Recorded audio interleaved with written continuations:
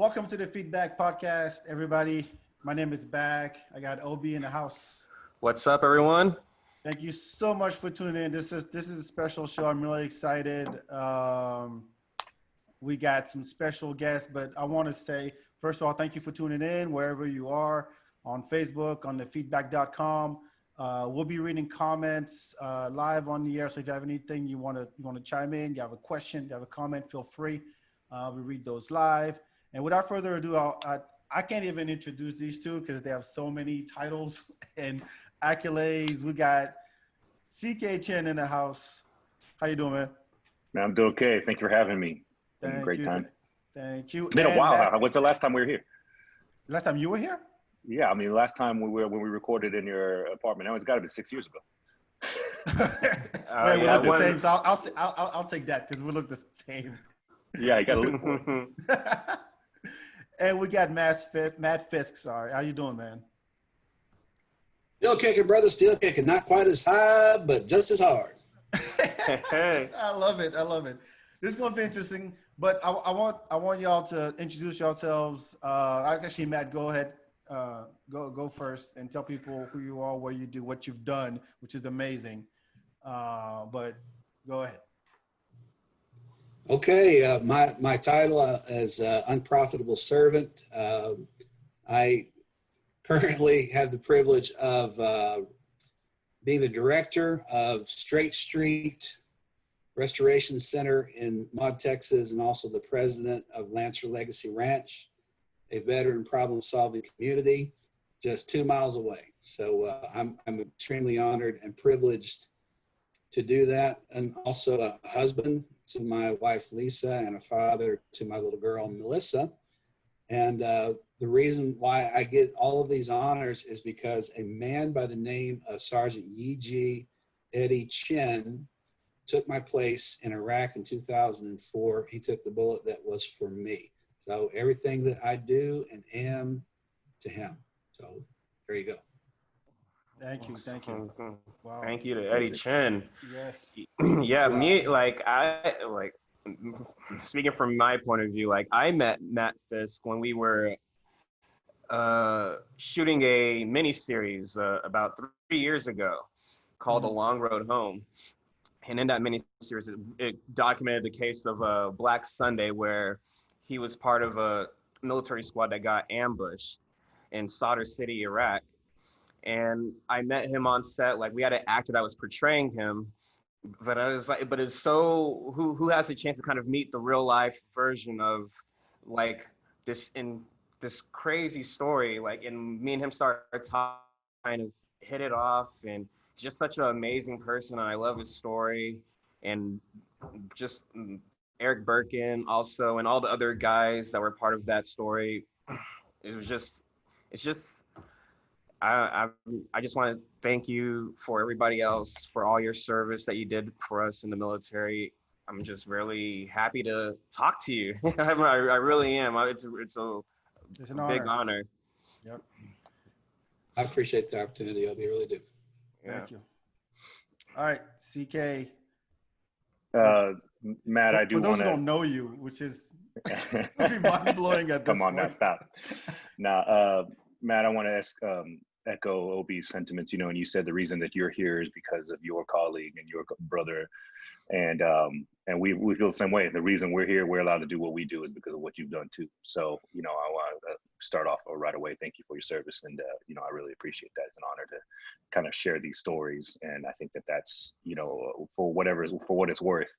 These conversations that I've seen pop up in the last few months that have been a lot more than I've seen, over the last few years. Part and parcel is I think the road towards where we need to go, where we need to be. So, on that note, I'm just that's right. local Austin dude. Grew up in Houston, but been here for the last 16 years or so. So as far as Austin is concerned, that's we're one of those long-term people here. Own a number of different businesses in town, partners over at Swift's Attic and Wu Chow restaurants, with the Native Hostel on the east side over there. And then we are also I'm also part of the team that's rebuilding and building the new Hope Outdoor Gallery out there by the airport. So just working on as many projects as I can get, and then try to leave the place better than I found it. And that's kind of my philosophy on life. And that's kind of where we're at. Awesome, man. There you go. Yeah. Man, we spent so many times in Swift's attic and at Wu Chow's. Wu Chow and Native and everywhere. If you come to Austin, you got to go through CK. It's one of those rite of passage. Like, you have to meet the guy. That's just how it goes. Yeah. That's just how it goes. Yeah. But I want to start off with, like, to echo a little bit what you were saying, CK, about, like, there's a lot of conversations happening, over the past few months, especially now that everything is in our faces, right? It's quarantine time. And, I think what this whole situation's really put a lot of things to the forefront that, I don't think people really ignored them before, but now they're in your face, they're in your news feed, they're in your social media, whether it's social issues, it's politics, it's, homelessness issues, it's housing issues, it's legal issues, it's Black Lives Matter, it's all those things, right? So how have you guys been able to process all this, this situation? Matt, I'll ask you first, I guess. How's it been for you, quarantine time with all this madness going on? When it first happened, I've long been anticipating and looking forward to the zombie apocalypse, and I was told there would be more zombies. I can make more zombies for you if you would like. Oh, yeah. That's right. Visual effects expert over here, Obi. But I think this COVID thing is enough. I know. I've been anticipating some sort of world-ending pandemic or what have you ever since I read Stephen King's The Stand as a young teenager back in the 90s. So you look at something like this developing, and what does it do? You're conditioned to feel panic and fear based upon all the books you read, the movies you've seen. I mean, A Hot Zone, one of my all-time favorite books about how the Ebola spread in the 80s from Africa to the United States, how it almost became a very big deal. Through mismanagement and government bungling. But and it almost seemed like it was coming to life yet again here in living color. And we had at the time, I had 16 guys staying at our shelter for veterans here in Maud, Texas. And in March, it looked like, okay, we're going into lockdown mode. And there was this rumor started by somebody that we're about to be a federal lockdown, so buy your toilet paper and hand sanitizer. Everybody's going crazy. So we have to take a long, hard look. Well, do we continue to help veterans? Because the homeless shelters are shutting down, and they weren't taking nobody. And veterans still needed help. Thank God it's toward, the temperature's nice outside. So a lot of the homeless are sleeping outside anyway. But I still got my guys to look after, and how do I get supplies for them and not bring contagion in? And we really had to do a lot of things differently, and we were extremely willing to do so, given the reporting that was going on in the world, and things just seemed end of the world kind of a scenario. So we stopped taking in new people because we had to protect the ones we had, and some of the guys we had decided to move on and go be with family. So it was a very, very tense time, and our funding was really hit because we're not government funded at all. We're private, 100% private funds, and fundraisers and that kind of thing. So now there's no music concerts. There's no. We had a golf tournament that was canceled, and I think about 5 different events that we were planning on income that's no longer there. And now everybody's out of work. And if you're faced with the prospect of I spend money on my kids' diapers or I give $5 to the veterans charity down the road, what are you going to do? Yeah, the same thing I would do. It's time to draw in the wagons, take care of your own. So that kind of hurt us. But you know what? I got to tell you, I'm a Christian, and God is definitely taking care of us, man. It's just been, even in the midst of all this, everything's been going good. Yeah, that's a blessing. Like I wondered about that too, because like it seems during this pandemic, like it's easy for people to kind of think about like, oh man, there's so much craziness happening in the world. I barely have any to kind of support my family, but there's still so many people that are homeless, and when you have like foundations that you kind of run with the vets and stuff, and there's not enough funding to kind of help keep those guys afloat, it's a struggle. CK, how's Definitely. how's it been for you? And I want to come back to Matt's point. You know, it's funny, like my heart, my mentality generally when things go not as planned, you know, right away is to, you know, you try to seek that balance, right? So when things are going really bad, you start to look for ways that you can help, and you look at things that they can go really well. I mean, I kind of constantly reminded right in the very beginning when all this was happening and I was calling, obviously my grandmother is like my whole world. Anybody that knows, I named Ucho after her. You know, she's my whole life. She's 92 years old in Houston. And so when, you know, they're telling me that this is one of those things that affects elderly, I mean, it does, obviously that's my first thought. And I went and talked to her about it. And when I on the phone with her, I remember her talking to me, and luckily I do speak Chinese, but my Chinese is, you know, conversational. It's not very poetic or anything like that. I speak like probably like a middle schooler, you know, realistically. And she was using this word that I didn't understand what it was. And she kept using the word over and over again. I just assumed it meant pandemic, you know, and she was just talking about, and then I asked my mother, who we're all on a phone call, kind of like this, on a conference call situation. And I was like, you know, wait, what word is that she's using, you know? And she said, she's like, oh, and, you know, she texted it to me as the Chinese word, and I Googled it and I looked it up, and it was the word for plague, you know, and it said, she's called it a plague.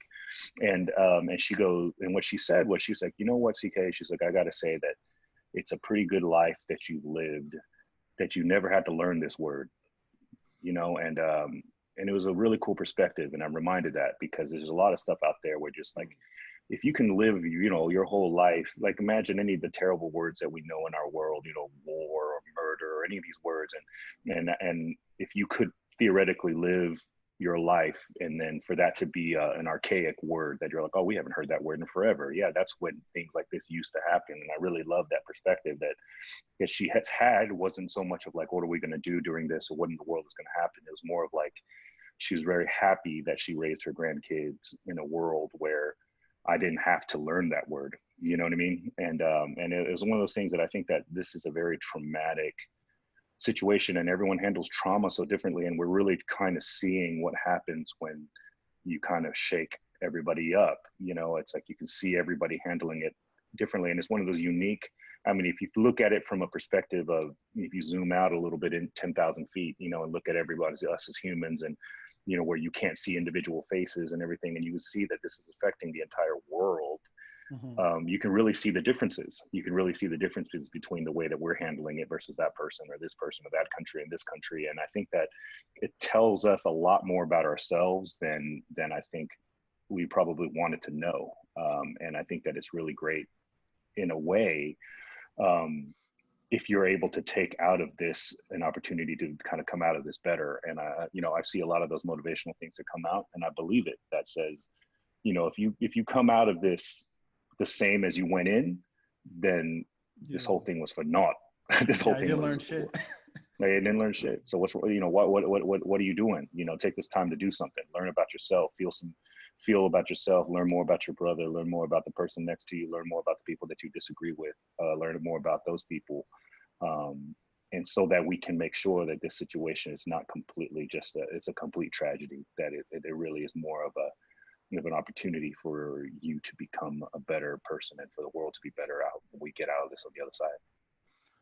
Well, I think it's you have two kinds of people when in times of crisis. You have, you know, you count your blessings, like, all right, well, I'm gonna take care of my people first. And I think the fact that it is still it is out there, and it's spreading like wildfire, and there's no stopping it. And it really instilled this fear of the other. You're like, you know what? Fuck everybody else. I'm just gonna do me. You know, I'm just gonna make sure that, you know, my family is okay, and I'm not gonna go outside. I'm not gonna. I'm not in. I can't even. I don't want to even interact with anybody. And even if I wanted to, I don't want to. I don't want to put my family at risk.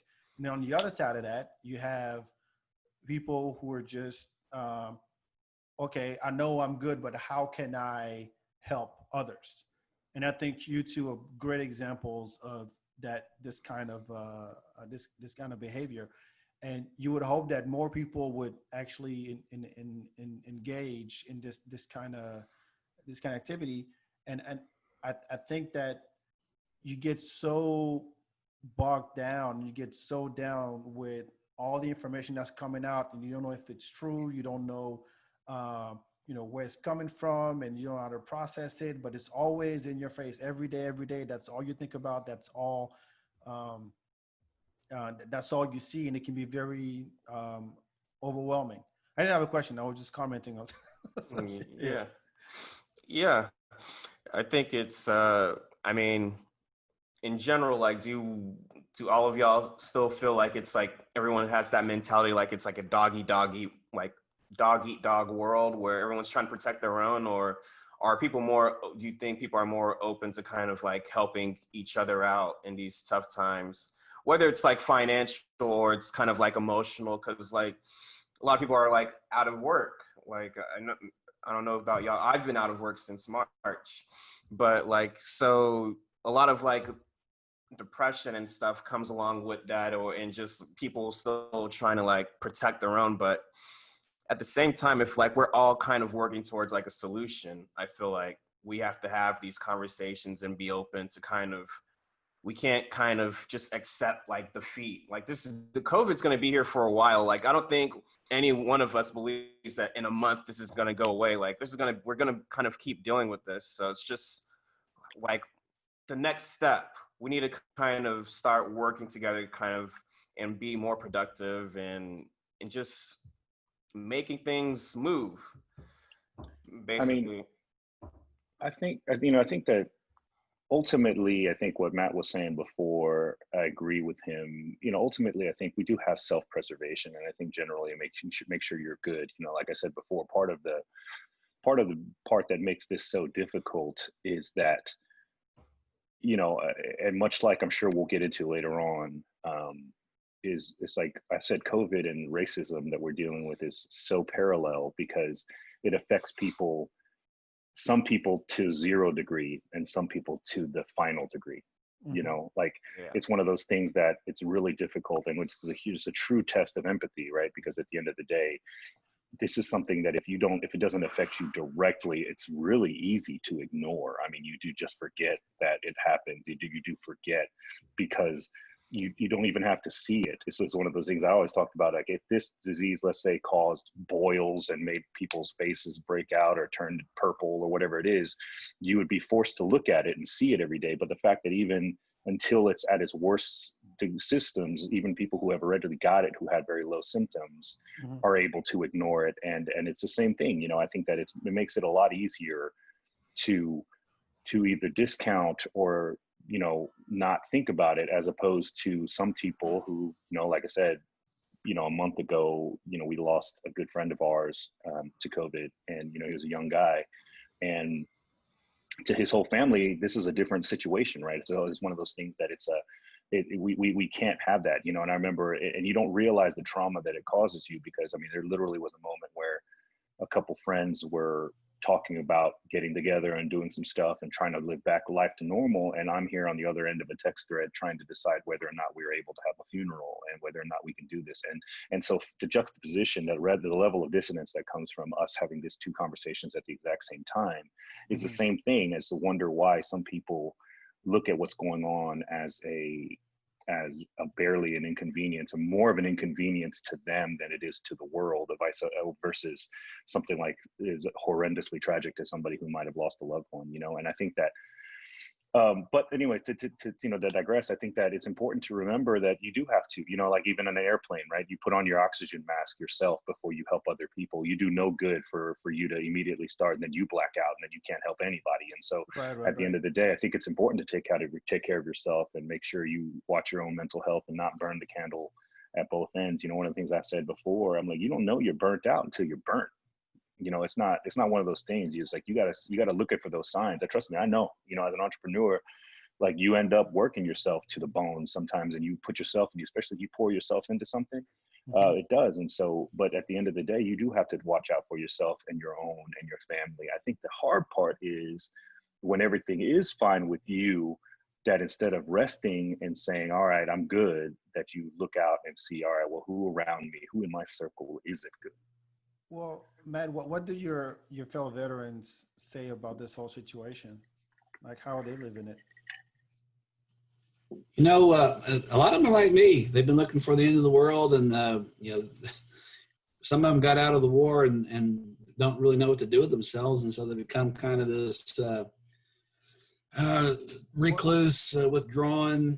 One of the most common symptoms of PTSD is isolation, and so something like this pandemic is made to order for that. You know. Mhm. Yeah, I've been isolating for the last 10 years. So what's a little bit more? So on one hand, they don't really feel it. On the other hand, they kind of sit on their porch and wait for someone to make trouble, you know, because a part of them still misses that that chaos that they're still trapped in, you know. So it's still in the Whenever I met, pessimistic outlook at this point? oh Lord, yes, yeah. I got to tell you, well, Obi, when I met you, I'd been healed from my PTSD for a year, and so I was a much different person then and now. If you had met me just 3 or 4 years before, my boss was scared to death of me because I was a very angry, volatile individual. I was still trapped April 4th, 2004, and didn't know how to get out. Oh, wow. So I think a lot of this pandemic just kind of brings out in veterans that still feel trapped this hope that maybe some kind of action is going to come my way, and maybe, you know, it literally. Some of the guys I know that they relish the end of the world. They relish the destruction of society as we know it, because to them that's all they know on the inside. I mean, is that like that urge to kind of like protect when you see kind of what's happening in different cities? Like, do you still have that sensation to kind of want to help people, or does it kind of take you back to like a darker time? I don't feel triggered like that anymore. What it puts into me is just this sense of inevitability that I see society in decline. I don't see us getting better. I see us getting worse. You know, what we're doing right now is frankly what the whole world, the United States in particular, needs to do. We need to sit down with each other and have, well, it's not really a face-to-face conversation, but I see your face, you see my face. It's as good as it gets And right now. Yeah. That's all we got. We get behind the keyboard and we don't think about the other person at the end. We might write something that's incredibly insensitive and hurtful, not even thinking about how someone else is going to take it. And did you know that we take maybe 80% of our communication from nonverbal cues? Like you read facial expressions, body language, that kind of thing. So we're only getting 20% of the information at any one time from someone on Facebook. And is it any wonder why we're pissed off all the time? Because we just read these things without any kind of context or empathy. And it becomes very, very easy to dehumanize the person on the other side of that keyboard. So frankly, what we're doing, thank you for having me on. I appreciate the opportunity to bring my perspective, and I really appreciate you guys hearing what's being said. I'll say it again. I really don't understand people getting into arguments on social media and posting articles and just going back and forth, Twitter. I really don't get it. Well, take that back. I understand that there is a frustration, especially these days, that people want to express. Right. But it is not. It is not it's the worst vehicle for it. And yes. if anything is going to bring the world down, it's going to be that. I Yes. really believe so. I really believe so. Yeah. As much as everybody consumes it, and it's all over the place, it's all over the place, it's all over the world. It's hard to like understand like nuance when you read like somebody's quick comment on a thread, and everyone kind of feels like on defense all the time whenever that person's point of view is not what yours matches, and it's so combative that like, but it's this weirdest thing, like, because I like I'll try a lot of times to like talk to people that have my view and people that don't have my view, and I would try to go in as like soft as possible to, because it's at the end of the day, I think people look at when they're trying to prove a point, like they think, okay, if I prove my point right now, I'm right, and there's nothing you can do about it. But realistically, that person doesn't just disappear. They still have to live in the same city as you.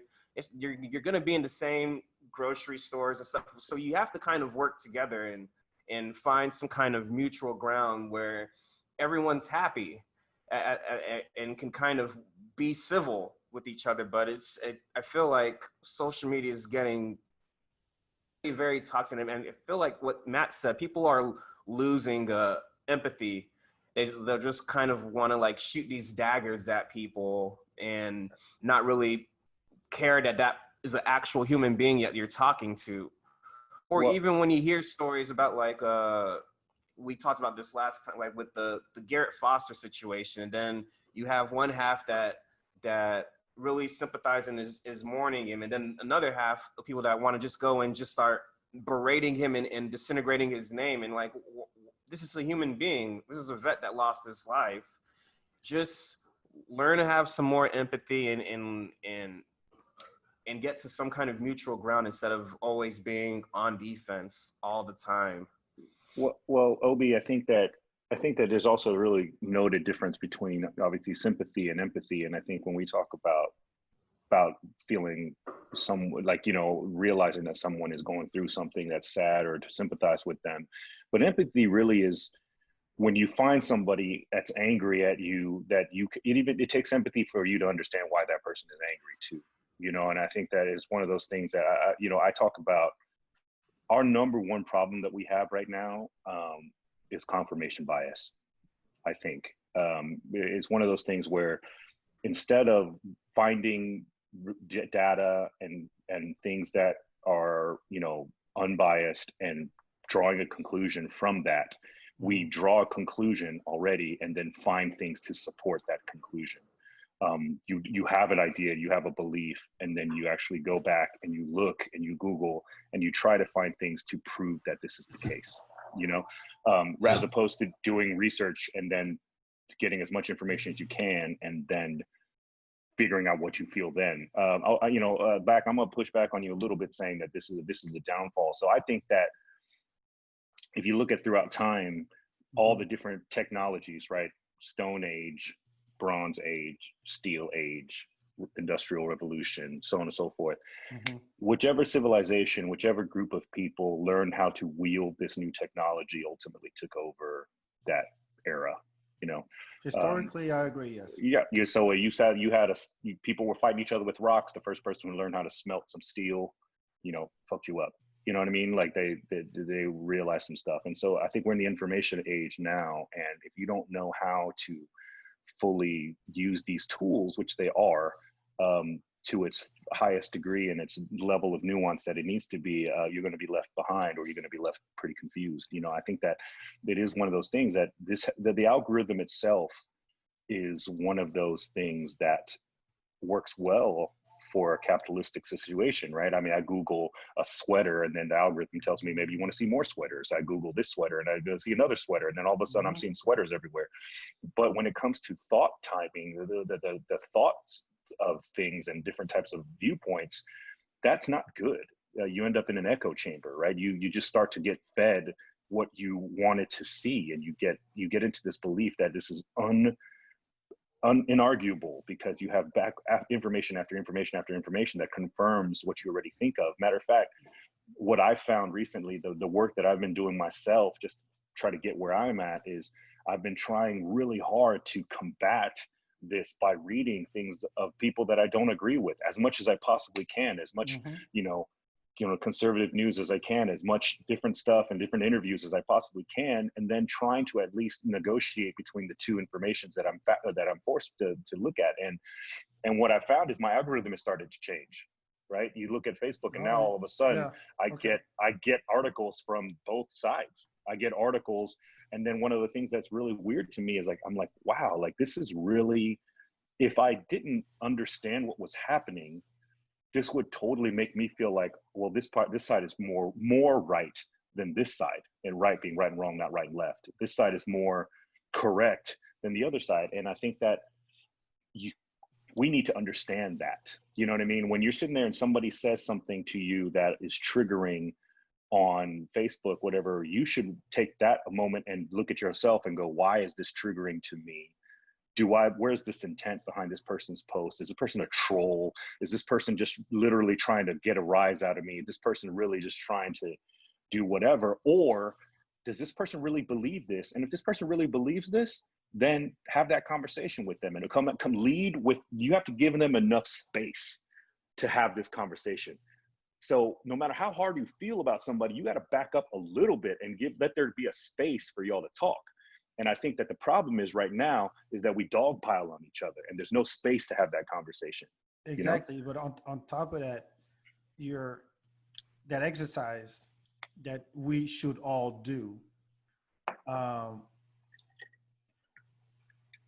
I don't think it's being done, and I don't think it's definitely not being done. No, it's not. It's not. But what I'm saying is, you're one person doing it. You know what to do. You know how to process information and actually change the way the internet serves you. To actually get a sense of a bigger picture on whatever issue. That's an exercise that I honestly don't think most people do. And so that's the exercise I like to. I'm sorry. No, go ahead.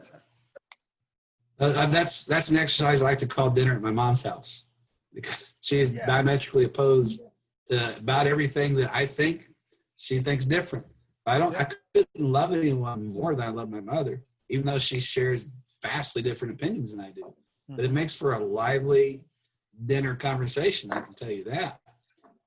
There was a theologian from Britain back in the 1900s, early 1900s, that was asked to write an essay for the London Times. And the subject of the essay was, what is wrong with the world? And he wrote back, his essay was actually 2 words long. It was, I am. Now, let that sink in for just a second.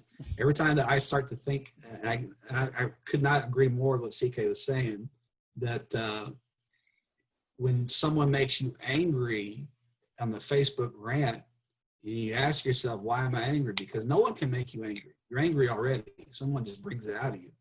And one thing that happened recently, okay? I don't know what to think about the mask situation. I really don't.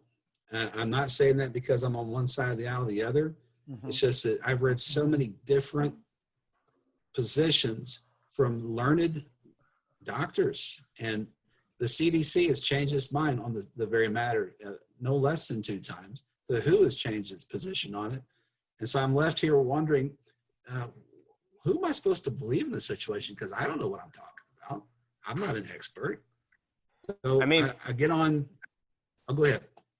But like the way I look at the mask situation is without even taking in like any science or any like data that is out there. Just think about it. Like, nobody's saying that mask is 100% going to prevent you from getting COVID or prevent you from giving COVID to anybody else.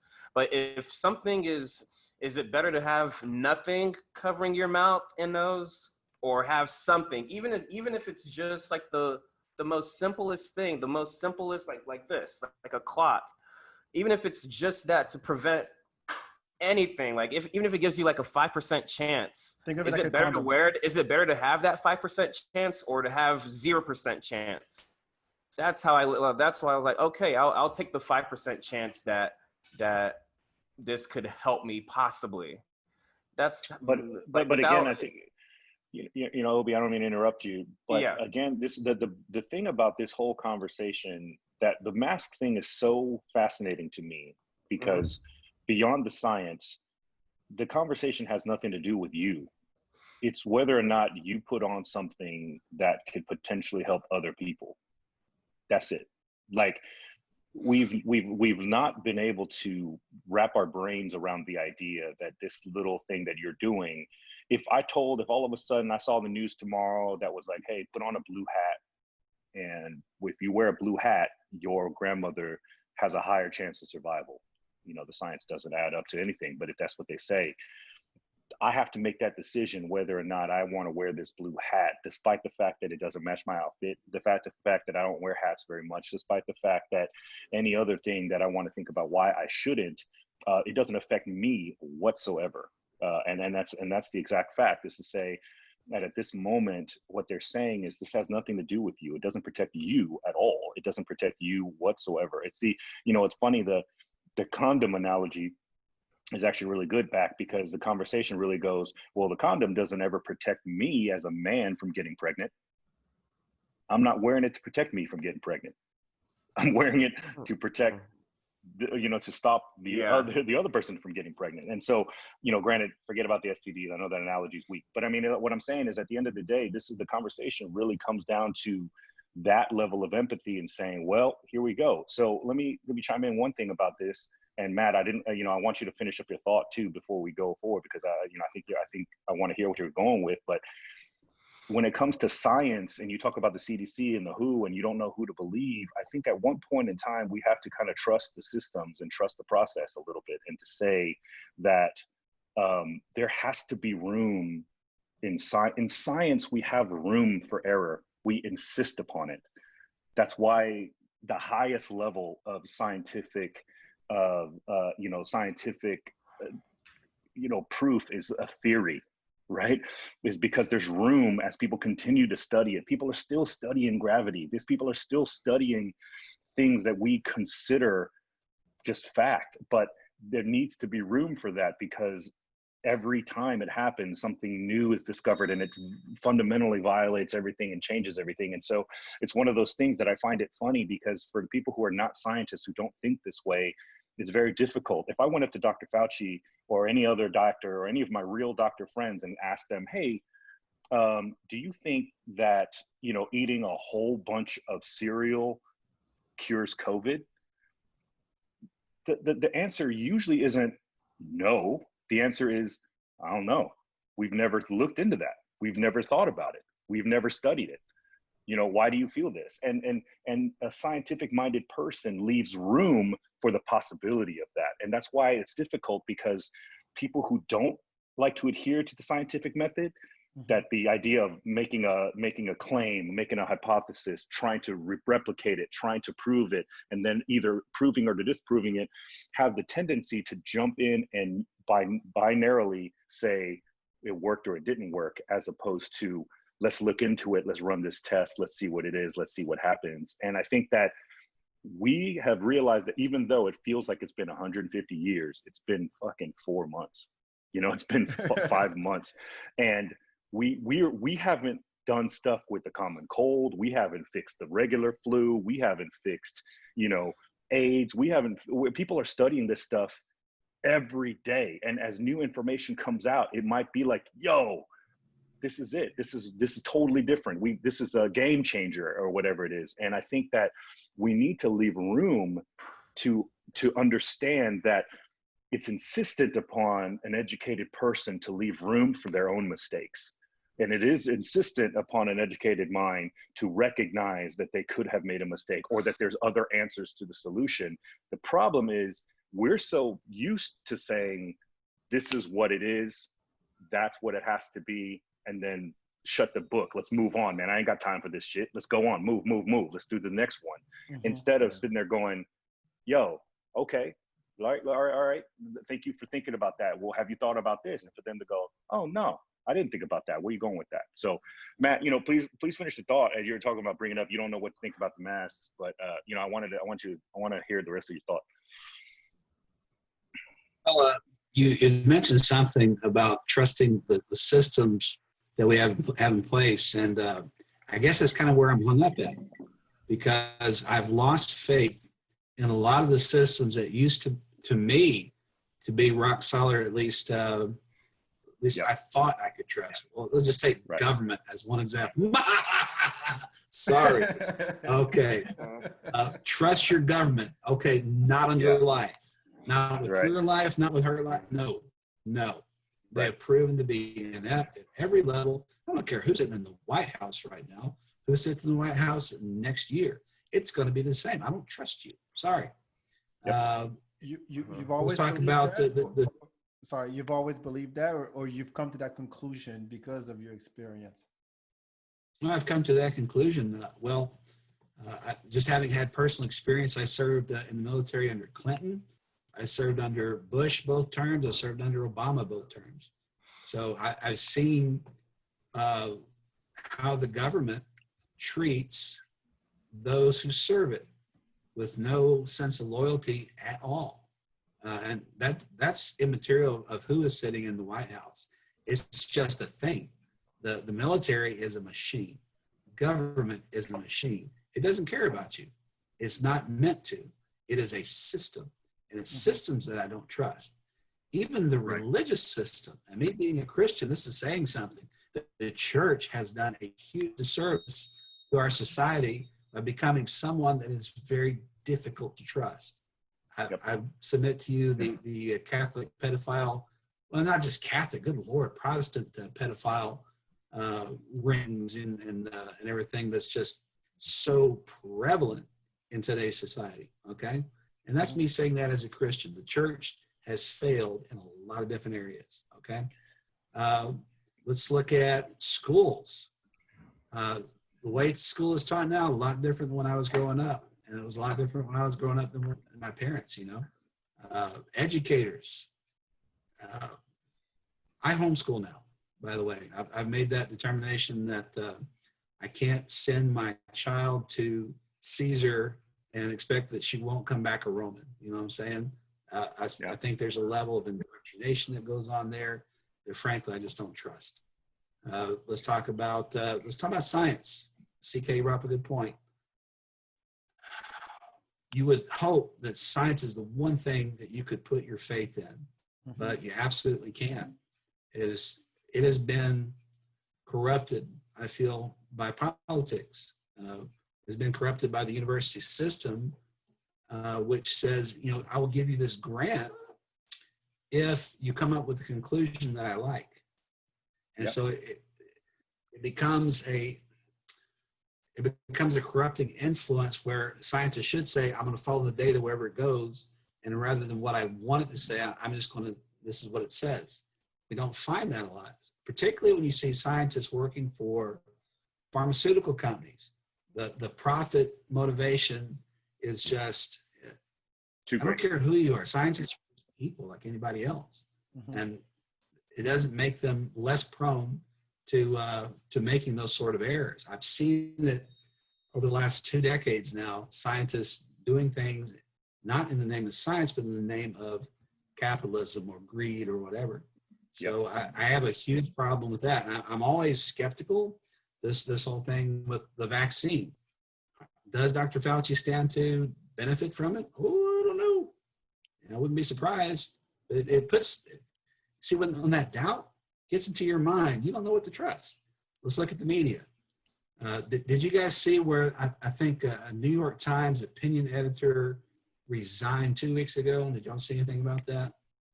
If you get a chance to look it up, look up her resignation letter. A week later, one of the producers for MSNBC, she also resigned. And she penned this letter that was just absolutely eye-opening as far as what's happening in that realm. Back in 2015, I stopped watching Fox News. Well, for one, it's like the echo chamber that CK is talking about. I kind of already agreed with a lot what I was hearing.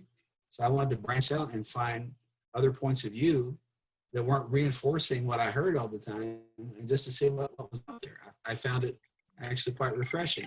And I also found I didn't get mad near as often as I used to. I had no idea how much that stuff was stoking this fire inside me, you know. But I've just seen so much in the media failing to do actual news coverage and go more opinion, editorial type things. I'm not talking about just Fox. You know, they're all guilty, every last one of them.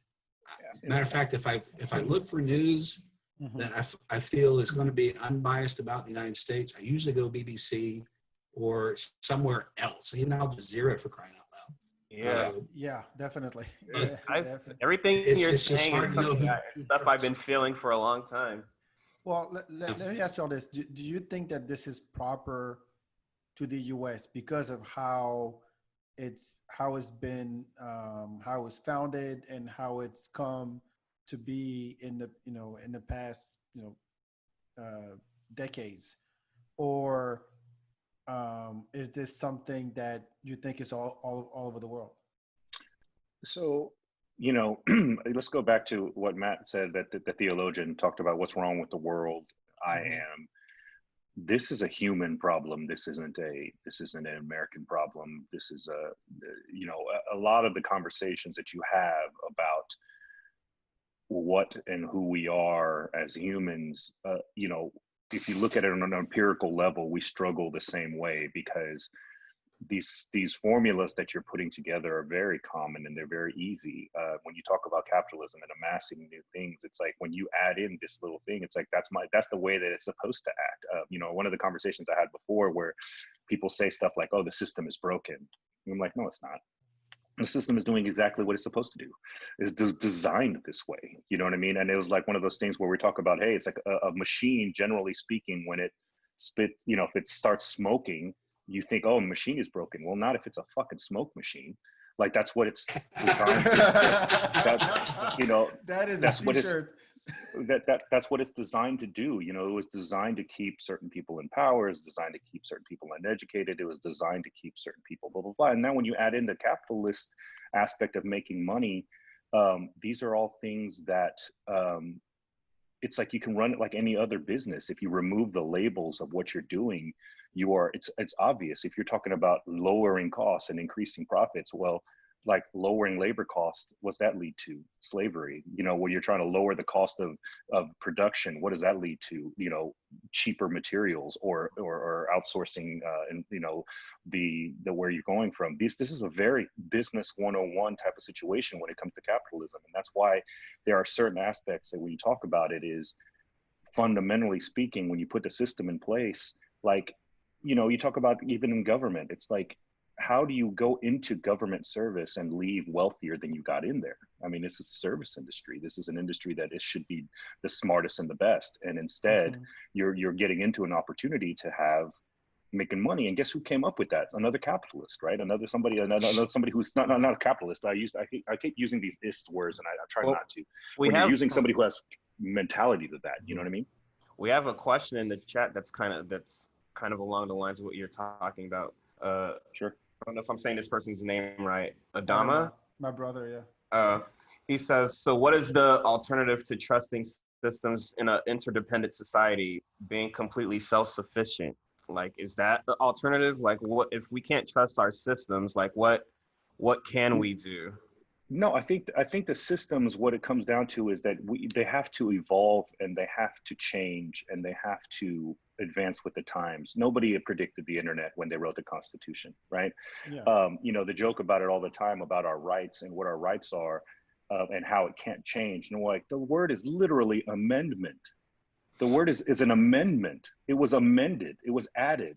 We change them all the time. Matter of fact, the living document is what they pride themselves on, is that it adjusts and adapts to happen. So when we say the system is broken, I'll give you an example. Okay, let's use a sports analogy. I'm not really great at understanding sports. I'm not a big sports person, but I understand a little bit. So at one point in time, Wilt Chamberlain was massacring people out there because he's the tallest, fastest. There was no 3-second rule, and there was no rules against him standing down by the paint all the time, scoring 100 points a game. You had to change those rules, because he changed those rules. Mm-hmm. You know what I mean? He made it realize that it was unfair.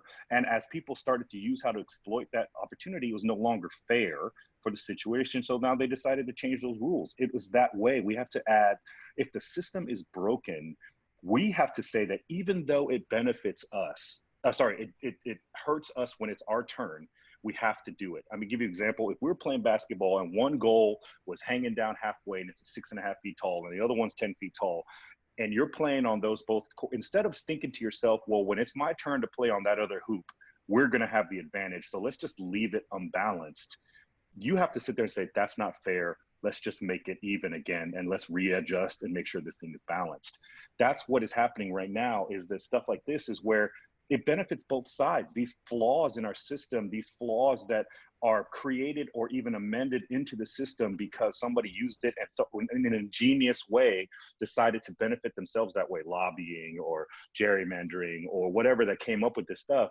It benefits both sides, and both sides, or all sides, get a chance to exploit it. But we have to decide as a civilization, as a society, is it better to have a system where we all equally cheat, or is it better not to? You know what I mean? Is that the way it should be? You know what I'm saying? So it's kind of like one of those things where my thought is we should definitely make these adjustments when we see things that are violating the very values that we want, and decide how we can change them, or if we should change them at any given moment. You know? Right, but when you say we, are your We as Americans. yes, but like as from the bottom up. In other words, if you think of all the systems that you just talked about, it's always from the top down. Whether it's the health system, the legal system, government, it's always, hey, we look up to you guys for help and we're not getting it. So guess what's going to happen? We're gonna have to figure this shit out on our own, and then we're gonna have to make the change that we want to see in the world. And this is, I think that now with all the movement that's been happening, whether it's Black Lives Matter or it's, reforming the police, we're in an election year. I think this is going to be a critical year in terms of, okay, we've been fed all this bullshit for a long time now. And just like in the civil rights movement, something's got to happen. But if it's going to happen, it's going to happen from the bottom up. Right, but that's always been the case. But we have, just as much as we feel that science we are way more willing to. I saw somebody tweet the other day, that was a meme that was like, we're all waiting for this one thing to like miraculously solve this, because that's what we've been trained is the best way to handle it, right? We're like, while half the people are concerned about vaccines, that half the people aren't. But if they found a pill, like they're touting right now, to say that, hey, this cures it, we're all quick to jump on it and say, this is it. We're wanting that immediate satisfaction. When we're talking about changing something as large as a government system or a system of leadership or governance, how many of us have sat in our local government? How many people vote in our local elections? How many people go out and do that? I was an elementary school teacher, and I even realized myself that when I'm talking to these young kids about what they want to be when they want to grow up, I never once, and I hate myself for doing this, I never once sat there and was like, yo, hey, Susan, you're going to be a senator one day. You're so smart. You're going to one day make some major changes in this world. Or you know what? You should run for mayor. That's going to be wonderful. We don't think about that shit. Matter of fact, I mean, the joke about it all the time was people sit there and say some shit about me, trying to run for office or something like that. I'm always like, ugh, I'm like, please do not wish that evil on me. Like, what are you talking about? I want to be involved in the system.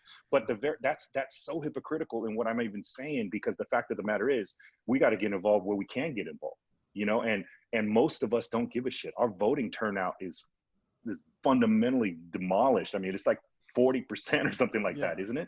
It's ridiculous. And so the idea is that we don't care enough to change it right now. So we've got to change the hearts and the minds first. It's always been that the people have the power, but we are waiting to sit there and just have somebody fight their way all to the top. And when they get there, it's like, yo, call me when you get there, And it's like, but I think I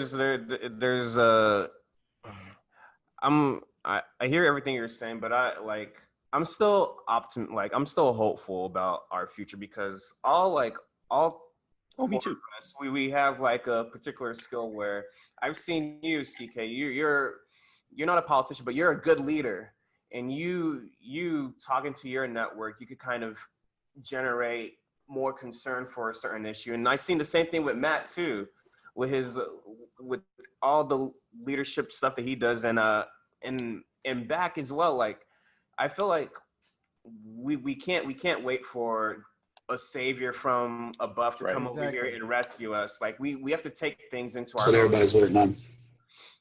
and just really kind of start pushing for issues that mean so much to us and just like get stuff done. Like I really believe that, and I love, that's why I love all the protests happening, because this is actually the people taking control of them, like their destiny, and trying to make and enforcing the issue instead of just waiting year after year for the people at the top to kind of come and solve our issues. Let's solve our issue. We know what our issues are. Let's solve it ourselves and force the people that we put in charge to do it for us.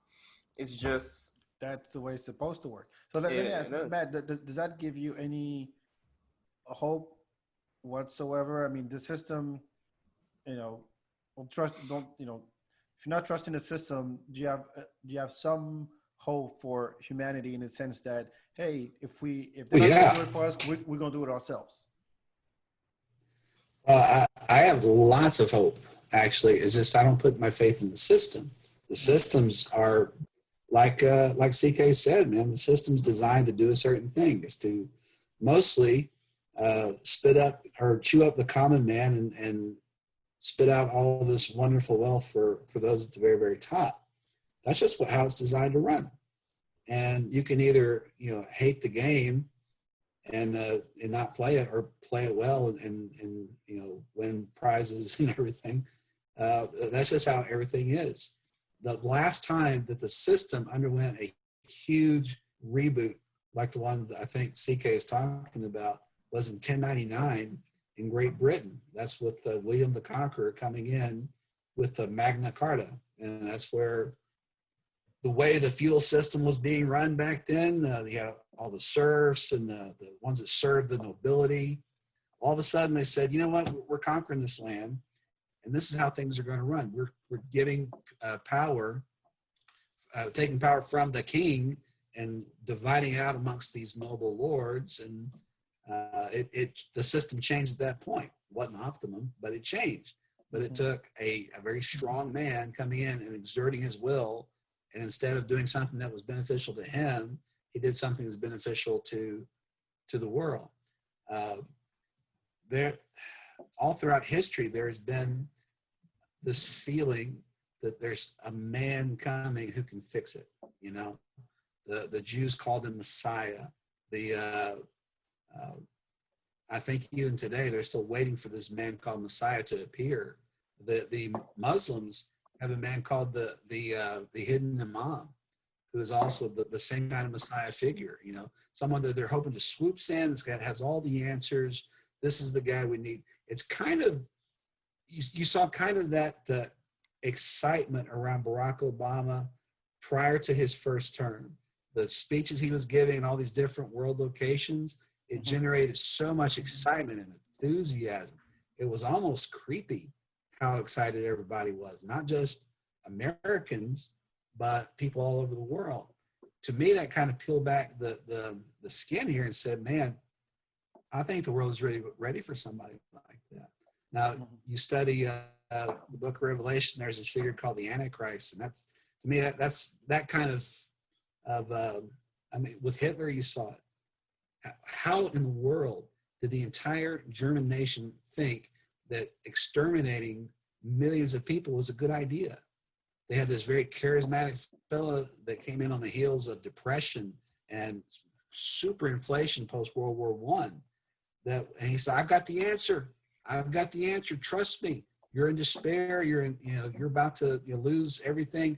I've got the answer. So I think the world is waiting for this one guy that's got all the answers. And I don't think it's going to be in a system. I think there's a lot of hope in our youth that if we just destroy the current system and replace it, let's say, a socialist framework, that's going to solve all the problems. This has been tried again and again. Whether you're talking about communism or socialism, these things, they get implemented and put into place. Did you know in the book of Acts, the very first church kind of operated under communistic principles? I don't know if you knew that or not, but check out Acts chapter 2 sometime. But what you're talking about is happening right now with the how like, you asked about like how did Germans allowed Hitler to go into power, because this guy comes out of nowhere. He could be charming and he says he has all the answers, and when people are like at a low and they feel like they have their back against the wall, they kind of gravitate to this person without really looking at it. And that's what we have, and that's what this country has right now with Trump. Like you see this past week, there's a whole interview that just went viral with him. He did an interview with HBO and trying to answer simple questions about this whole pandemic with the virus. You see how much our leader struggles to kind of get his message across. Just take it at that. Just like you're asked a simple question that you have that didn't get sprung on you. Like you've had months to prepare for this, and it's still, you don't have a good way to communicate this to people. But when you have such a strong base that kind of follows you, it's just, how do you fight something like that? Well, even I don't know. I'm just curious about your takeaway from that, because I read on a previous post that you've made that you kind of, from what I took from it, it seems like you support whoever is in power. Like you supported Clinton, you supported Bush, you supported Obama, and now at this current time you support Trump. But it's just it's just those ideologies kind of, I feel, conflict with each other. It's kind of like, do you still support a bad leader to the very end, or do you get to a certain point where you could kind of snap out of it and realize this is not what's best for our country right now? We need to really fix this and address it. Like what would you say to that? Well, I would say my philosophy behind supporting the man of the hour, whoever might be the head of my own government, which is president in our case. I get that from scripture where Paul talked about that it's God who puts in authority all those that rule over us so that we can live a quiet and godly life. So my thought is I don't even worry about the political world. Were you guys surprised that Trump won? I was. I still remember that day. I was stunned. I was not. I was not either. I was not even a little. No. Wow. Really? How are y'all not stunned that Trump won in 2016? I never underestimate the American people. I learned that. Because I know people, and I know and I deal with a lot of people, and I deal with both sides, and what he was doing, like you said, OB, I think was or Matt actually said this. He's a charming dude. At the end of the day, whether or not you want to believe who he's charming and what kind of animal he's charming, he's a charming guy. You know what I mean? That's the facts of the nature. And I think that at the end of the day, the issue with that, and going to that interview, I agree. You have to be able to have dissonance, right? You have to be able to accept two conflicting thoughts in your mind at the same time.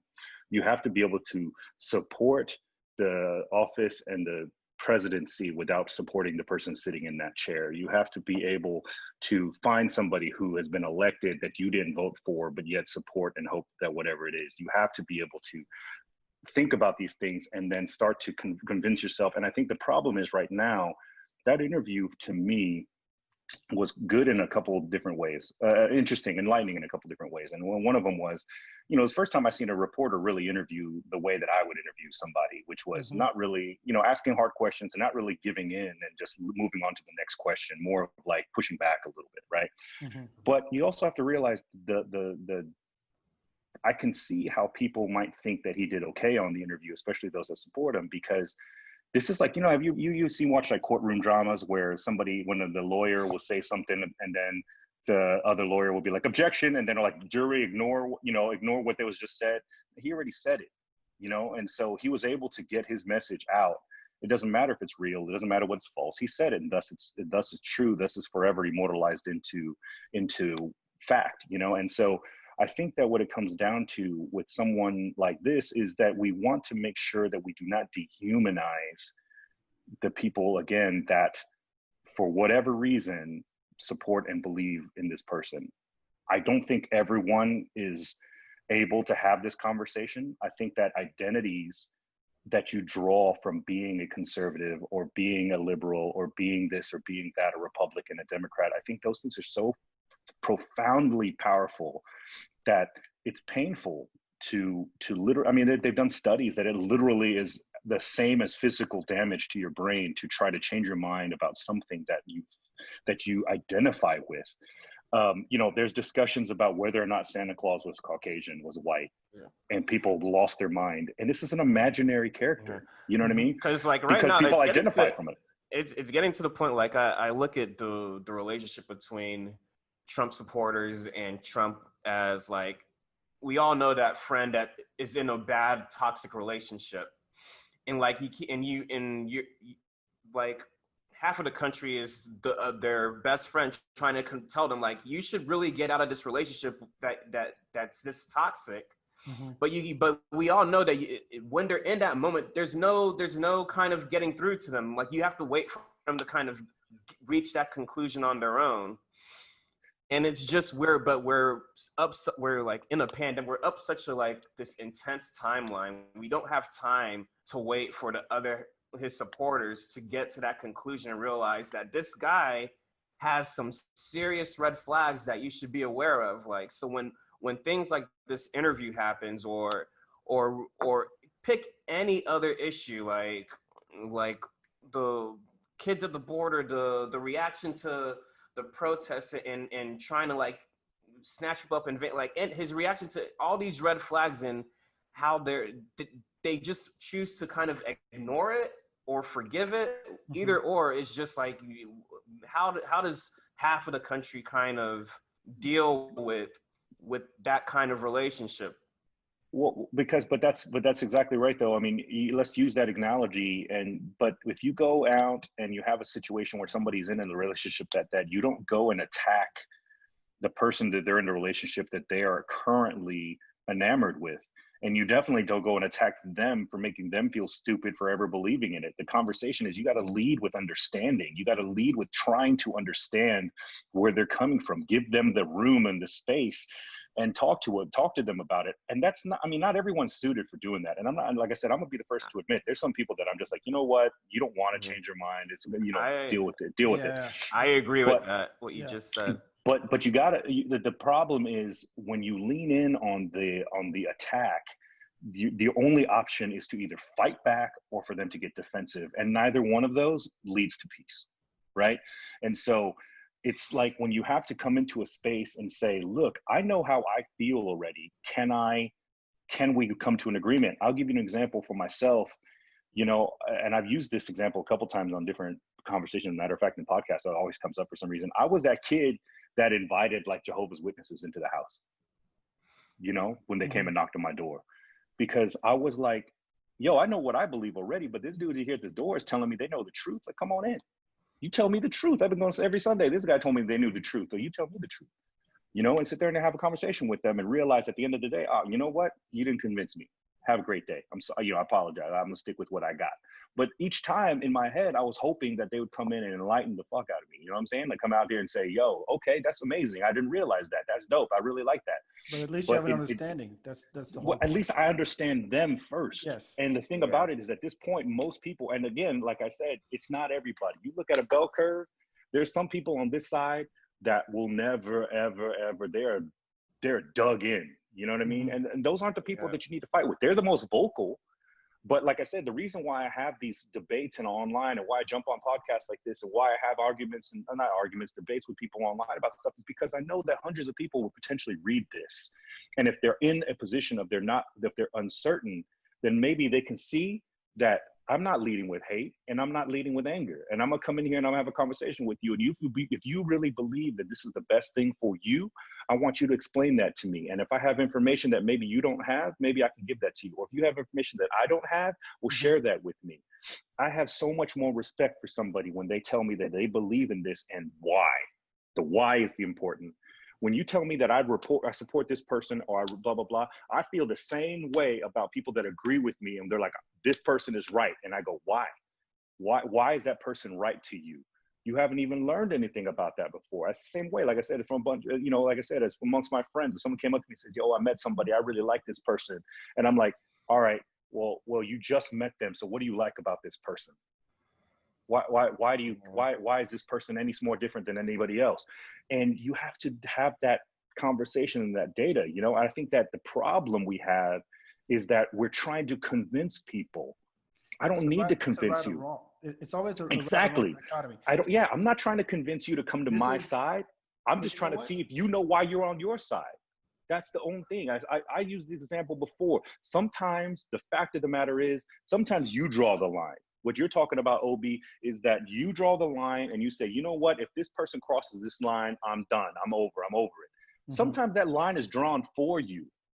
Yeah. You know what I mean? And then you're on one side or the other already. And then you have to decide if you like to be on this side, or if I'm like, yo, I need to go on that side because they got cookies and I'm trying to go on that side of the line. That's what I'm looking for.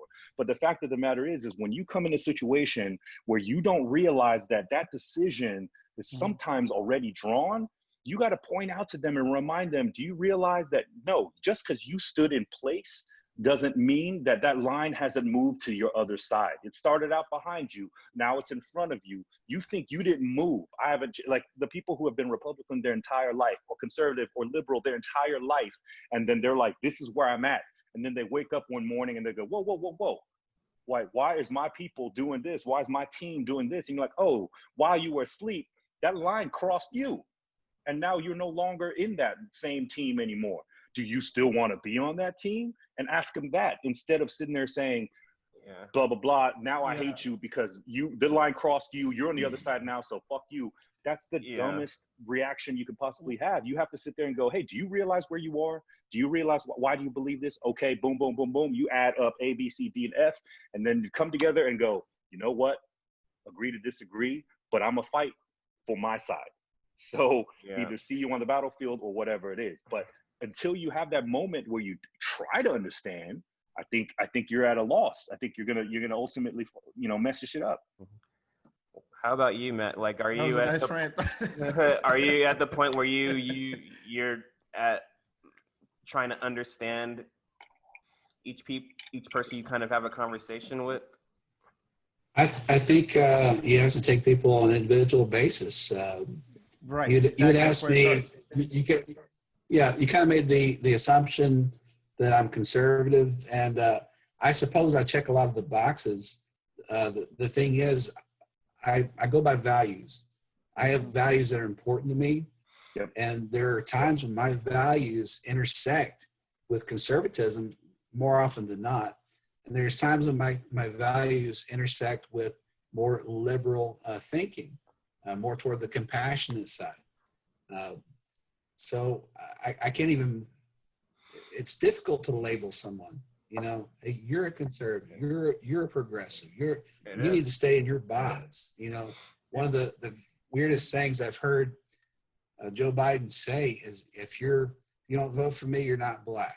That's a weird thing. Yeah, that's to say. that's a very strange thing. thing. That's a weird thing to say. Yeah, that's weird. That's the example of someone putting someone in a box. You better stay in that box and do what you're supposed to do in that box. And me, I left the Republican Party years ago because I wasn't comfortable with who they were. I have conservative ideologies, and I felt like, particularly under Bush, he began to abandon the very conservative values that I held to. And I'm like, well, what's going on with this? So it began to make me think, well, maybe instead of just being in lockstep with this particular side, I need to figure out what my own values are and then make my decisions based upon that rather than what my ideology is dictated to me that it's supposed to be. Make sense? Yes, it makes perfect sense.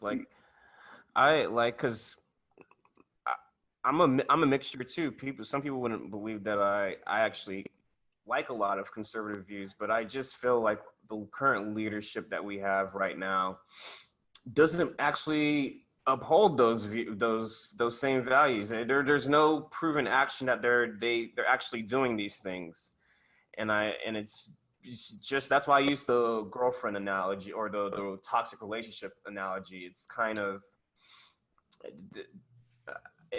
even this person is claiming that they love you, but they don't.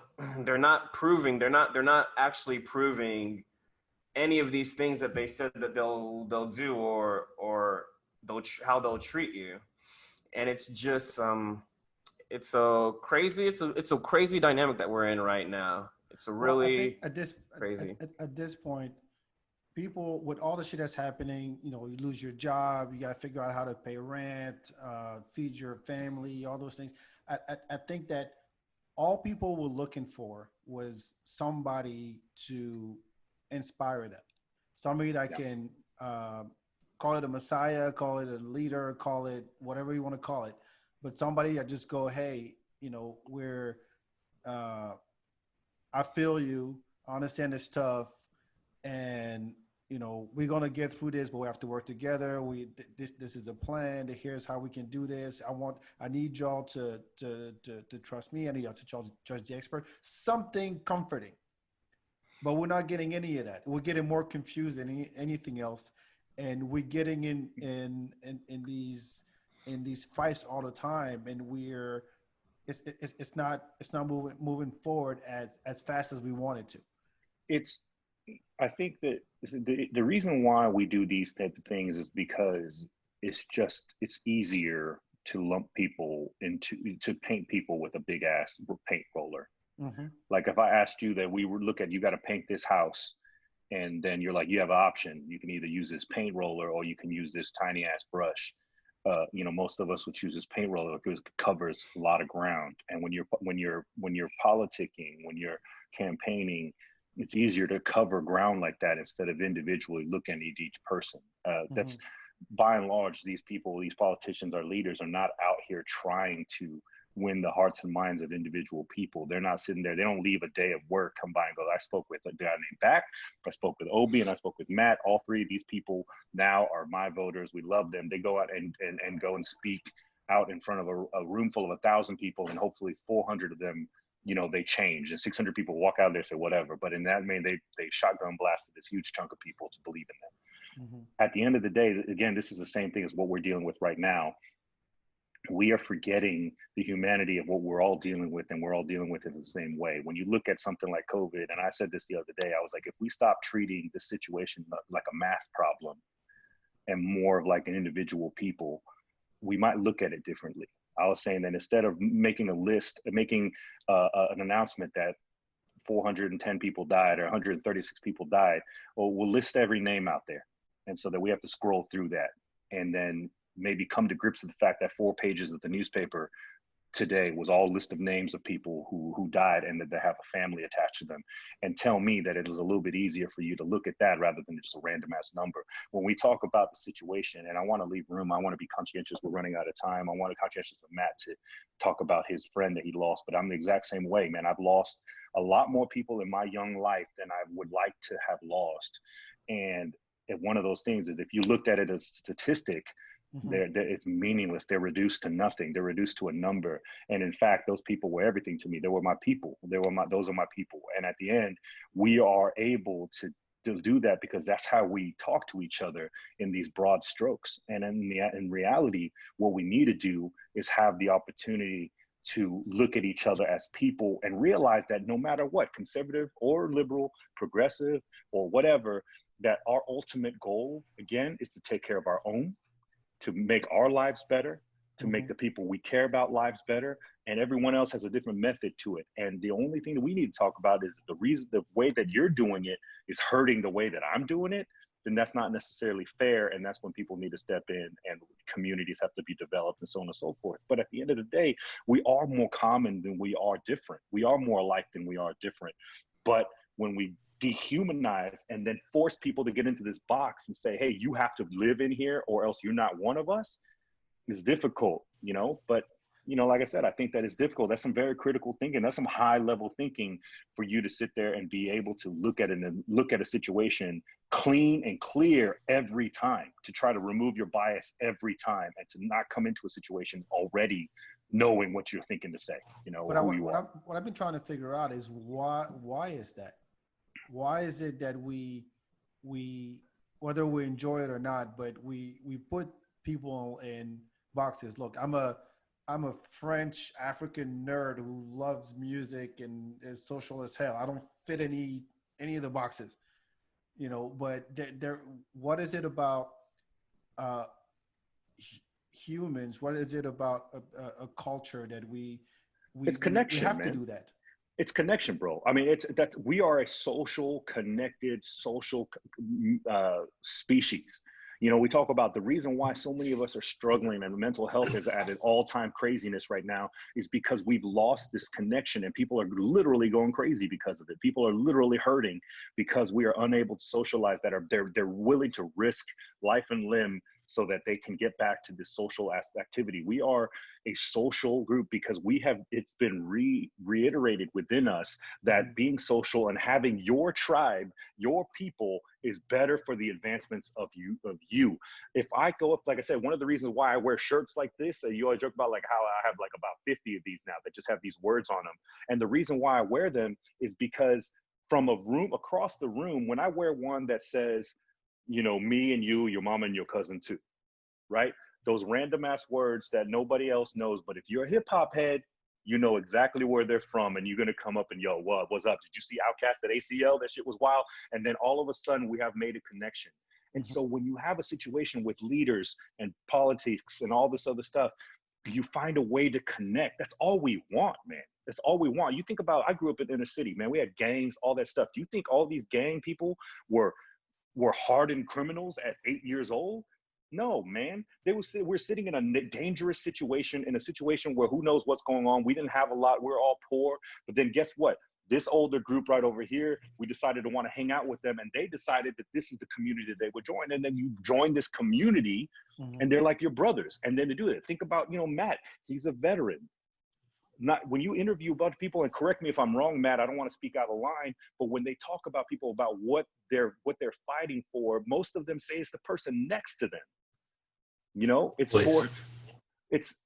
that's who you're looking for. And when you're sitting there and you're talking about police and you're like, why didn't you do that? Well, because in their job, they have to defend the person next to them. And that's all they're thinking about. And if that person next to them doing some fucked up shit, they're at a dissonance, they're at a conflict. And people don't always handle conflict correctly.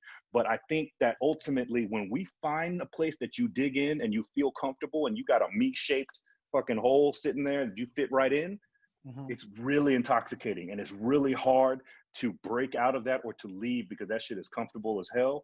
And it's really hard to leave that position when everybody around you is patting you on the back and saying, you belong, you belong, you belong.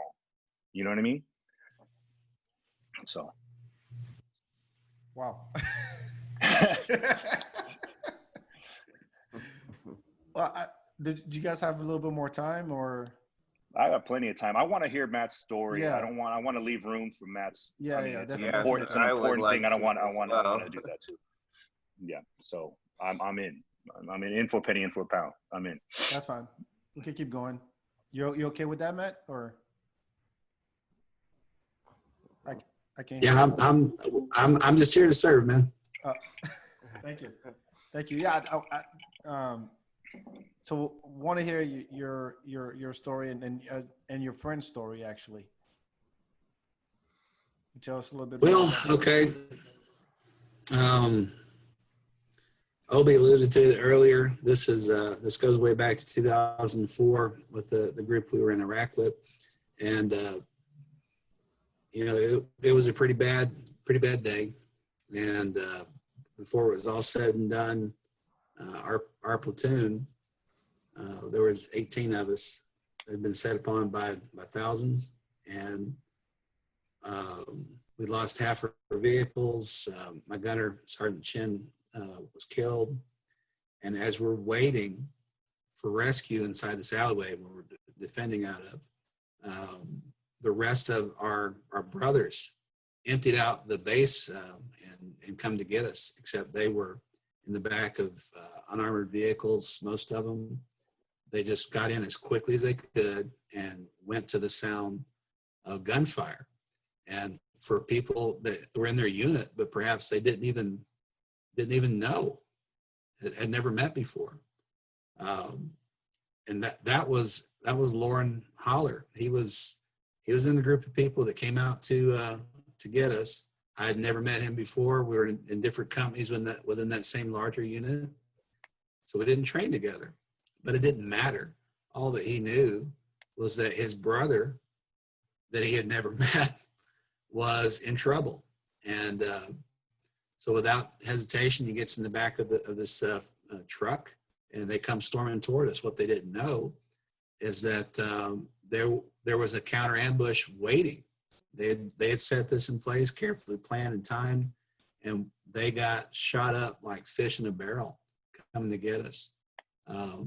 They got pushed back. They tried again, got pushed back. It was eventually a tank company from the unit we were relieving that pushed up through the gut and loaded us out and took us to safety. But not before 7 brave men died that day, and over 72, I think maybe closer to 80, were wounded so badly that they had to go back to the United States. So it was a horrible day, but it was one that changed all of us, and Lauren included. He continued to serve, and the rest of that tour, by the time it was all over, was just my company alone, I counted 214 different times that we left the wire to do things like that. So it left its mark. I dealt with PTSD for years and years after that, but because I stayed in the military doing different jobs, advancing in rank and that kind of thing, as long as I stayed busy, I was okay. It's when I had leisure time, everything began to fall apart. Mm-hmm.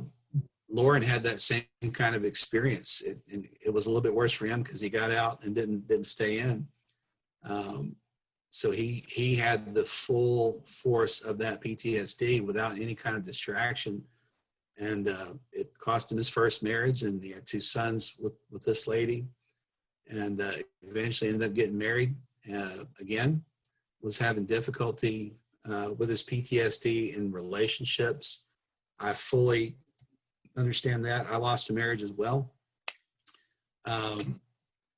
So in 2014, we all reconnected at Fort Hood. It was a 10-year anniversary. It was the first time that many of us had seen each other in a decade. And it was a beautiful moment because I felt safe for the first time. You know, get around these guys. We're going into the memorial. We're laying our roses down in front of the names, and I'm shoulder to shoulder with guys like Lauren and Eric Berkwin and Ben Hayhurst, Carl Wild, just the guys I love and hadn't seen in so long. And for that fleeting moment, I felt this sense of being normal again, you know. And that was kind of the spark that we all felt it. It was great. And we all got this wild idea, hey, why don't we just get together and make this organization where our Lancer brothers can come out and experience this kind of oneness and wholeness that we've missed for so long. And that was the beginning of Lancer Legacy Ranch. I got out of the Army a year later, and we started it on some property, about 10 acres I bought in Cookeville, Texas, just with an RV. And actually, Lauren was the very first guy that we assisted financially. He was wanting to learn how to weld, and he needed some money for equipment. So we had some money, so we bought his equipment. When they began to shoot the miniseries, I got to reconnect with him again. We got him a plane ticket to come down from Alaska to Texas, and so he could could be a part of that. And I got to say, I enjoyed him quite a bit. He's a very intelligent young man and funny. He had a great sense of humor. He leaned much further to the right than I do. And so it was always refreshing to see his point of view on things. And man, he didn't just come at from the hip. He really thought things through, which was nice to see. And I got to tell you, we started this in 2015. We went from being on an RV a couple of years later to having this 25,000 square foot building to house more people and to help more veterans. And doing it because of the legacy of the guys that died saving our lives to allow us to do this. It's because of them. And then it became something more broad. It's not just these guys that I knew. It's like every veteran that has paid the price. It's their legacy too. Mm-hmm. You make it even broader than that. It's the legacy of my mother, who struggled from being a secretary and a single mother to go to college to get a paralegal degree, then a law degree, and then become a lawyer. It's that kind of sacrifice is more broad than just the fighting man and woman, but it's mothers, it's fathers, it's family that does for you. But six days before Lauren took his life, I began doing something called the 22 a day challenge. It's basically you do 22 push-ups for 22 days to draw attention to the 22 veterans a day plus who kill themselves, and you just kind of tag someone else and you pass it along. I was 6 days into it when Lauren took his life, and I hadn't heard from him in a couple of months. And I suddenly felt silly doing the push-ups, silly, as if me pushing T to China, no offense here, CK, was as if I was doing anything, I've struggled with this, the loss, the senselessness of it, that this is the very kind of thing that we started this organization to prevent. And I won't say that I feel like a failure, but I kind of do. I know that it's false guilt, doesn't belong to me, but at the same time, you just wonder what you could have done. This is my brother. How did I not know? Why did he disconnect himself like this? Well, you get down to it. You can't make people's choices for them, but you can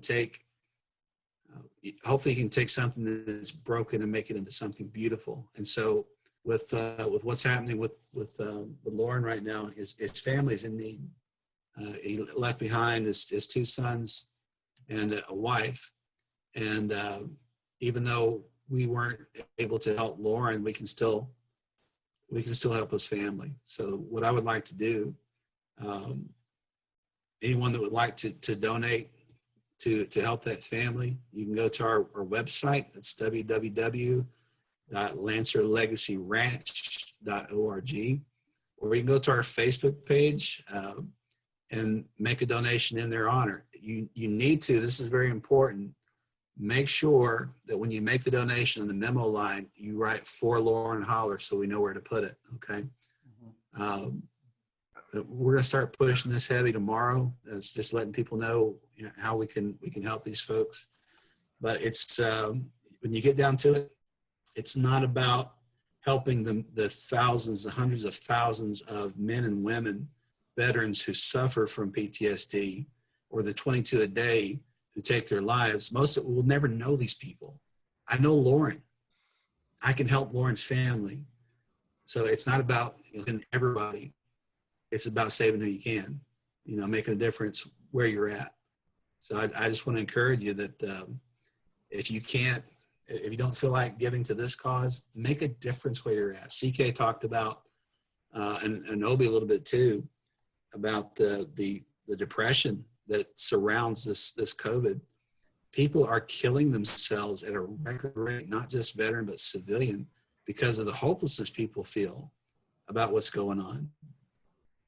And so if I can implore upon you to care about the man and the woman to your right and left, veteran or not, they're human. They're, in my opinion, they're created in God's image. So why wouldn't I want to help someone like that? You know? So you can make a difference in one family's life. You know, those of you listening, again, www.lancerlegacyranch.org. You see it on the screen there, or go to the Facebook page of the same name and make a contribution for Lauren's family. And thank you. Help us carry this on by joining the legacy. Thank you, man. Thank you very much, Matt. Thank you, and, yeah, I'll definitely make a contribution to his family. That was powerful. Thank you. Yeah, there's a lot to take in, and I just want to say this to you, just as like a friend. I don't want you to harbor any like guilt, like you could have done something more. I'll say this as somebody that kind of deals with depression kind of regularly throughout my life. It doesn't really it doesn't really have to do with their like the network of people that are around them. They know people that are around them love them, especially like I know people around me love me. It's just sometimes people have bad days, and sometimes you could have so bad of a day that it could be, you can't take it back. And I feel, I mean, everyone lost. Like, I mean, I know I could hear the hurt and the mourn that you're feeling, and I just want you to know that I'm here for you, and I'll keep praying for his family. Thank you, Abby. Just thank you for sharing his and I don't think these decisions kind of is like their lasting legacy. Like, he did a lot with his life. He saved a lot of people. It's just and I like to kind of preserve his name and make sure everybody else knows that he did a good job. So thank you, Abby. That was a beautiful eulogy, and I think it is important to share stories like that. And again, it's to go echo what CK was saying earlier, that this is how we connect, and being able to share experiences and being able to relate and be able to understand, and so that was, yeah. Here's something like that really help you put things in perspective. And I don't know, you can't really put yourself in someone's shoes, but you can try as hard as you can. And I know that it's an exercise. It's something big that people gotta be able to do. And it starts with these stories, and it starts with some understanding, and it starts with conversation, more importantly. So thank you for that. That was, thank you. Yeah. You know, I think, Obi, you said it great. I think we all need to take a moment to remind your people that you're here and that you're there for them. You know, it's one of the things that's been weighing heavily on my heart, because as I'm looking across my friends, and, you know, my friends range from, you know, people who have a lot of privilege and you know, live a very, you know, carefree life to people who are struggling. And it's easy to kind of forget that, you know, you need to check in on people, because mental health it affects us all differently, you know. And I think that the reminder that you need to check on people, you know, is so very important. I think we get caught up in the humdrum of what's happening and all this madness and drama and all this, you know, just all this struggle. But, you know, the only way we make it through this whole thing is together. And I think that that's one of the things that we don't do as much as often. I mean, to almost get a counterpoint to what we said in the beginning of checking on ourselves, at the same point, the balance of that, the yin and yang of that all, is that you also have to check in on your people, because, like, you know, if you're in a group of 10 people and then you check on yourself, it's one person checking on one person. But if you check on your 10 friends or your 9 friends, guess what? You got 9 people checking on you.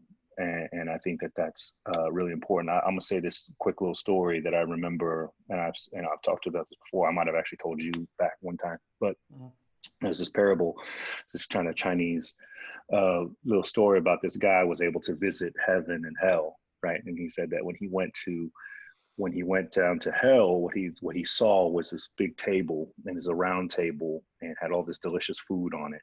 And the people sitting at the table had these 6-foot long chopsticks, right? So where they could only grab the food, but they could never put it in their own mouth. They couldn't eat, and that was torturous. So he's like, man, you know, that's what torture that is. And then they go and they take him to heaven. And then they see the exact same situation is the big round table with all this food, but everybody at the table was just feeding each other with the chopsticks, taking it and feeding it to the person next to, and everything like that. And it was this situation where we have to check on each other, and we have to make sure that we don't assume, and that this is also a nice segue into what you said before about our technology and why I feel like it's not necessarily a downfall. This has allowed us in a sort. Can you imagine if we had been locked down in the early 90s back, you know what I mean? With no internet, with no text message, with no cell phones, and getting the news once, twice a day, figuring out, instead of being able to have this moment where I literally feel like I'm sitting across from you and I'm having a conversation with not only 2 friends that I haven't talked to in a while, but a new friend, Matt, that I haven't even ever met before. And we have a conversation right now. I mean, I FaceTime with my sister and my new nephew on the reg, and because I want to see them. But we don't take that time, because sometimes we're a little bit too busy. And it's one of those things that it's important that we make that time. If you never take that time, you won't make that time, and you will never have it, you know? And so you have to make a physical effort to say, I need to check in on this person. I need to remind them that I'm here for them, that I'm their friend, not for any other thing, not to check on them to see if they're okay, if they need anything or anything like that. You're checking on them to remind them that you're there, so that people understand that you guys are still connected. And I think that we need that more than ever. And, you know, and it's something that has been weighing heavily on my heart to make sure that we continue doing, you know? Wow. Yeah. I think we can wrap it up. This is one of the best episodes we've done, right, Obi? Yeah. I mean, I feel like it was important. Yeah, I think it needed to be done. I want to thank both of you guys for coming in and share your insights and your stories. And you're right. At the end of the day, you know, this is what we need, and this gives me hope, and I think it should give everybody hope that, look, you know, you're a phone call away, or you're a FaceTime away, or however, if something comes out of this this crazy time, is like how we're still able to connect despite the fact that, yeah, we can't see each other in person.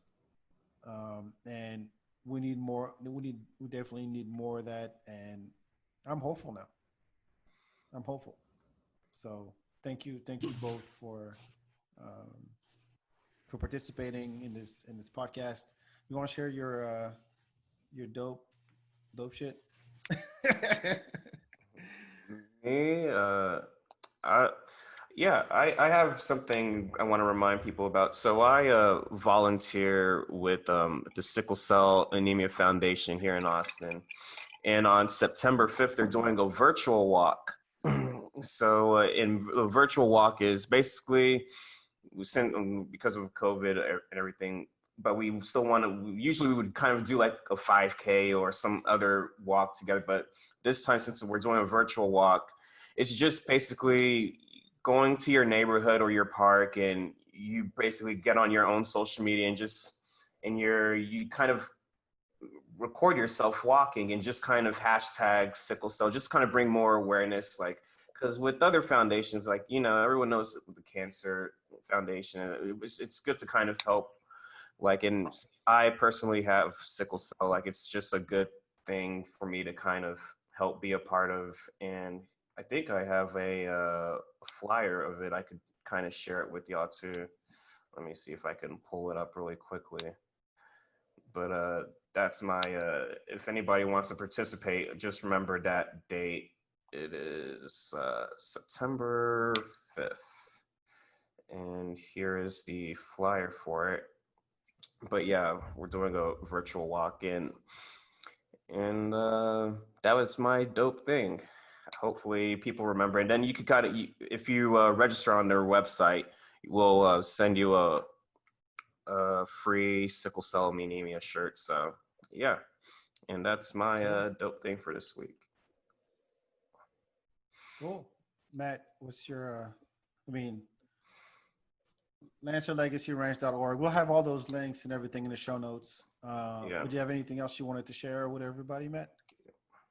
I just have one last thing in answer to what the question your brother had asked, what we do about our lack of trust in the systems. My dope answer would be, don't put your trust in the systems, put your trust in Jesus. That's what I did. If you want to learn about how you can have hope, hit me up. I'll tell you. Good deal. CK, what do you got? Yeah, so I want to direct y'all to a YouTube channel that I've been watching. It's a channel called Jubilee that has a bunch of weird clickbaity stuff, not clickbaity stuff, but there's some funny things on there. But one of the things that they're a series called Middle Ground that I really like. And it's exactly what this is, which is a middle ground of where they take people with massively opposing views, and they have a really cool platform as to how they manage the conversation, basically putting them in the room and allowing them to, so that's what it is. But look for middle ground. I don't know where the, different ones where they, so this is a different, or where they talk about anything. It's like flat earthers versus globe earthers, Black Lives Matter versus police and whatever. And they put people with opposing views that they put them and they kind of force them to have this conversation. And it's really fascinating, the humanity that comes out that forces people when they get into a situation where you're having to talk to somebody in their face, and the amount of respect that inherently happens because we realize that this person across from us looks like us, or it seems like us, but has different views, and the amount of room that you give them to kind of be who they are. And I really encourage that. I think that we need to get rid of all these echo chambers, man. I think that I implore everyone in this time right now, and there's just those two rules that I kind of live by in my life. One is I've never once, this is a quote, I believe is Plato maybe, but he says, I never once learned anything from anybody that agreed with me. And the other one that I live by is, if I'm the smartest person in the room, I'm in the wrong room. Yeah. You know what? Mine is just go to bed less stupid every night. Yeah, there you go. But that's it. That's the mentality, man. I mean, the mentality is to have these conversations and don't be scared about it. Everything you do, the more you do it, the better at it you get. That's just a fact. We're amazing. We're an amazing species. We get better at it, and you're able to get better at it. Lying yourself, you get better at it, or learning, you get better at it. So having uncomfortable conversations, you get better at it. I said before, I love these, and no matter how uncomfortable, I'm never uncomfortable anymore.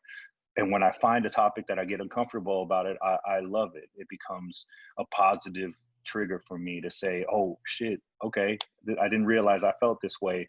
This is great. I want to air this out. It made me nervous. It made me realize I'm not educated in this topic. I need to do it. I mean, I'll tell you a perfect example, Matt. I didn't know how this conversation was going to go, but I spent a lot of time reading up on what veterans are going through, and I read up on your website, and I read up on a lot of these things because I wanted to make sure I didn't come into this conversation underprepared and, you know, to look foolish just in case it went a direction that I wasn't educated on. And I feel like I'm better for it because of that. And I think we want more people to do that, to come in there and do that. And I think if we all do that, I think we'll be in a better place. Man, you should have gone. Well, I watched a stupid video, wasted 37 minutes of my time. So, well, I don't get that back. Oh yeah. Just think of it as entertainment. It's all right. Yeah. Sometimes it doesn't go that way. Like, yeah. Hey man, you learn. Sometimes people are just a good bad example. Exactly. And we need that every once in a while. I mean, yeah, we need that. 100%. So, on a lighter note, my dope shit, I want to give a special shout out to DJ Mel.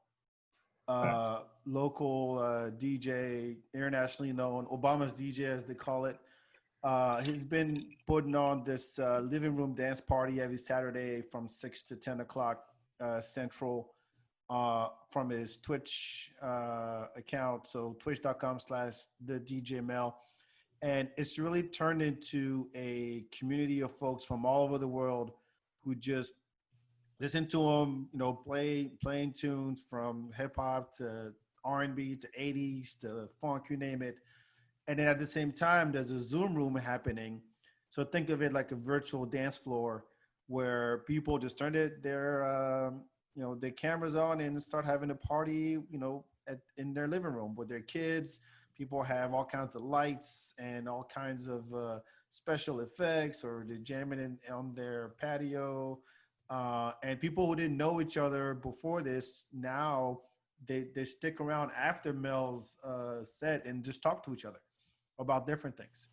And it's a fascinating experiment, and I think that it's grown a lot, and he's been doing it for months since this quarantine thing really started. So every Saturday, 6 to 10 p.m. Central, twitch.com/thedjmel. Join the party, join the virtual dance floor, and meet some folks. It's, you know, we're here to connect. This is what we do. So as always, thank you so much for tuning in. Thank you everybody in the chat, in the comments, wherever you are. Make sure you follow the FeedBak on social media, Facebook, Twitter, Instagram. The podcast is available wherever you listen to podcasts, even Spotify. And again, I want to thank special guest Matt Fisk. Thank you so much. We'll have all those links in the show notes. CK, always a pleasure, man. Definitely. It's been too long. Yeah, it's been too long. Well, before we go, where can people like find you, like on social media, or CK? Anything you want to plug? I'm CK Chin, spelled out SEEKAYCHIN is everything. Twitter, Instagram, probably MySpace. Hit me up on that MySpace, son. I'm just kidding. AOL, man. AOL, AOL. Messenger. Yeah, exactly. AIM. Can you imagine? Yep, 100%. So that's where that's where you can follow me. And like I said, I think reach out. And if this is something that we should be having these conversations when they're not being recorded. So holler at me too, anytime, anybody. Matt, anything you want to plug? How can people find you to even talk about Jesus? On your computer, you can go to this thing called Facebook. I'm under Matt Fisk, maybe for a little bit longer. I'm kind of getting tired of Facebook. But you can also write. Yeah. You also can write a letter and send it to 4538 County Road 1202 in Maud, Texas. Stamps are, I don't even know how much they cost anymore. I don't think anyone else does either. But they still do send letters. I'm told. In the olden days, we had these things called letters. Yeah. Let's do it while we still have a post office. Well, we still have a postal service, man. Yeah, send them letters now. Well, wait till after the election because it's going to get busy. Yeah. I just want to make sure you're okay with giving your address out like that. Just want to make sure, man. Because it's not my address. Oh, okay, good. Whoever's going to get it, good. All right. That's at the ranch. You can send the mail there, and all right. I can screen you, make sure you're not a terrorist. So good. Well, thank you again, everybody. We do this every Thursday. 8:30 to, well, almost 10:30 now. Yeah. Obi, always a pleasure. Thank you so much. Make sure you Thank you, follow guys. everybody. Thank you, gentlemen. Subscribe, leave us a review. Thank you for the opportunity. All This that is good stuff. great. Thank you so much, guys. That was so good. That was so good. We'll talk to you next time. Ciao, ciao. Peace, Ciao, peace. everybody. Have a good night. You too.